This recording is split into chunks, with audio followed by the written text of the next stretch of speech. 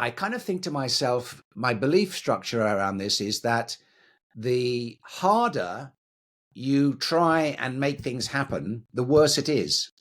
If you can kind of relax and lay back and still know what you want, but allow it to happen, in other words, don't chase it so much, it's more likely to come into your direction.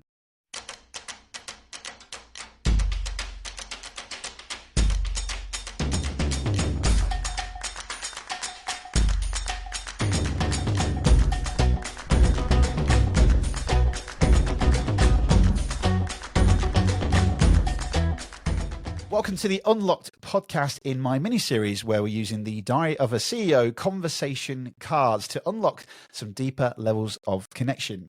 Today, I've got a very special guest. Welcome, Glen McCoy. How are you, Glen? Very well, Ricky. Thanks for inviting me. Oh, I'm really excited for this. Good to see you. And Glen, just for the listeners, if they haven't heard of you or not met you before, tell the listeners, who are you and what is it that you do?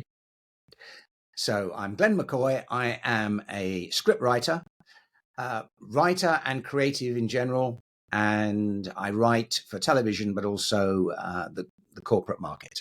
Yes, and I believe, is there a couple of films or TV series that we are quite familiar with, I believe? Yes, if I mention them, I ruin my street cred immediately. However, you may have heard of EastEnders and Emmerdale. So yes, that's where I cut my teeth writing on the soaps. Yes, very, very good. Well, Glen, as I've mentioned, and for familiar listeners, this is where we're going to dive into just a random card. For clarity here, I know this sounds like, because I'm a magician, this sounds like really forced, but you have no idea what we're about to say. I have not set this up with you, correct? That's absolutely correct. It's a very classic magician line, that one. But I'm going to ask you the question. Are you ready for your question, Glen? Sure. Okay. Glen, here is the question.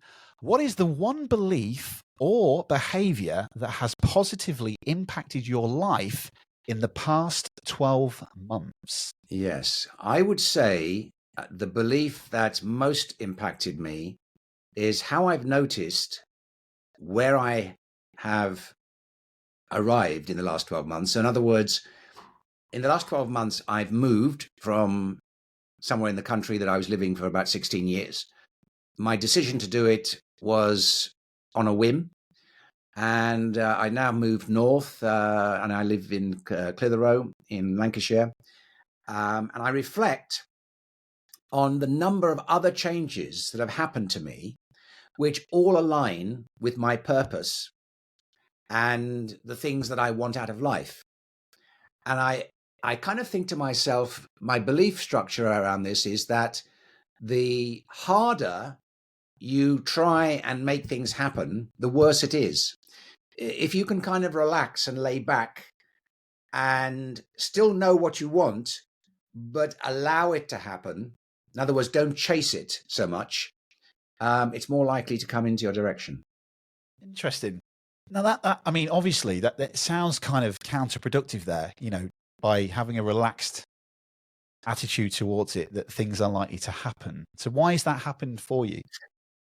Because if you pressurize your belief system and you do put it under pressure, I don't think it functions as well as still maintaining the belief, but having that confidence and expectation that it will happen anyway.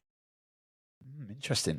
So what are those beliefs that's positively impacted? Is there anything specifically? So you mentioned about working hard, you've moved. So what are those beliefs? Well, I've been looking at a lot of well-known scientists who are more like astrophysicists. And if you can go and check this out yourself. But a lot of the top people in this realm have come to the conclusion that we live in a virtual simulation. The Matrix. That kind of thing, yeah. Yeah. Now, whether we do or whether we don't doesn't really interest me. However, my thinking around it is that what if it was true that we are in this virtual simulation? It must therefore mean that you can construct just about anything you want in the future, because it's the nature of a computer program. you kind of write the code, pop it in, and out comes the outcome or the result.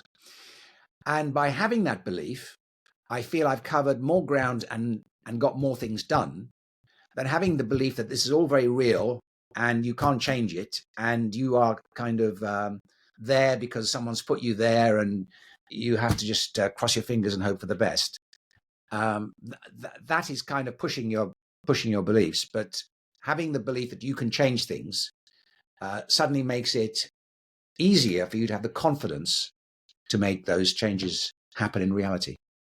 I think that's fascinating. Yeah, and I agree. There's a lot of there's a guy, I can't quite remember his name now. He's very big on TikTok, social media, and he interviews people in the street and says, "What's your dream?" in the street, and they're like completely like they're in the Matrix, completely, but in the opposite sense of like their heads down, blinkered, like this is my life, right?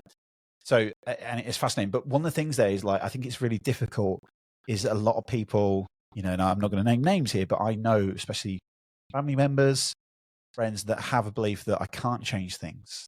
That my life is set in stone, cause and effect, right? I live at the effect of this.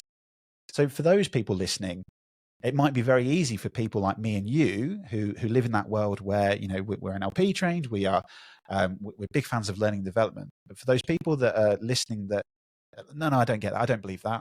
I believe that my life is set in stone. That is it.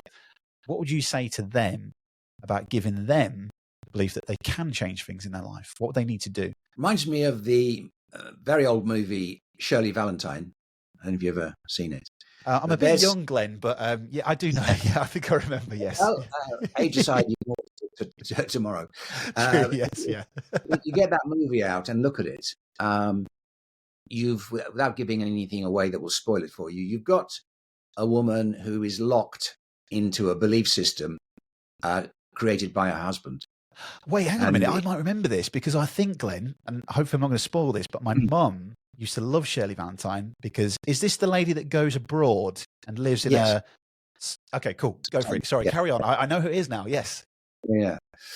Now, she got to a stage where she had to make a decision. She could either carry on and make sure her husband gets his meat and veg on a Tuesday and fish on a Friday, or she could go off into the sunset and do something completely different.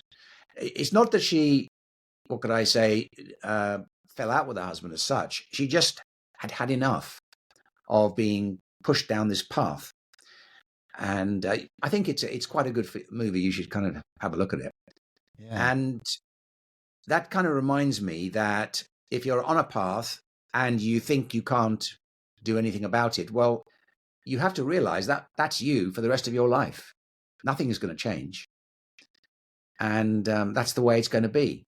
Or today, you could make some changes and step out of where you are and just play with this idea, even if it's just for a couple of weeks, of doing something completely and utterly different.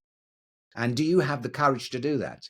Now, of course, we all know that if we had to do that, we were forced into doing it, we would. So it is within our choice system to make that decision. And if you've never done that before, it's something you should consider. It's very powerful, Glenn. And you've reminded me, this always happens when I do podcast recordings with awesome guests like yourself, where we do like the quote tennis. I'm going to give you a quote and quote back.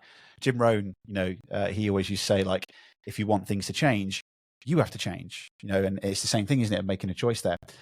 So for people listening to this, as we wrap this up, based on your experience over the last 12 months about the positive belief that's positively impacted your life, but also about this living in a virtual world, or the Matrix as we call it, and that we have the belief we get to choose what we do, what one thing do you think that people should go away and think and feel after hearing your story? About the Matrix world or about anything? Oh, I think we should go for the beliefs about, you get to choose. Okay. Yeah, so what do you think they should go away and do? The one thing you may want to do is get into a time machine and go back to when you were 5 or 6. And go back to your 5 or 6-year-old self and try and remember what that young person was expecting to be or become as an adult. And ask yourself the question, if you were able to do that, and you were able to show that 5 or 6-year-old what happened to them, would they be proud? Would they be happy? Or would they be disappointed? Now, if it's proud and happy, you've cracked it. If it's disappointed, then part 2 would be, what could you do today to change that disappointment so that this time next year you could go back in the time machine and say, actually, I came too early. This is who I am now. What do you think? And they're just elated. Wow. That's very powerful, isn't it? And it almost speaks to the inner child in us as well.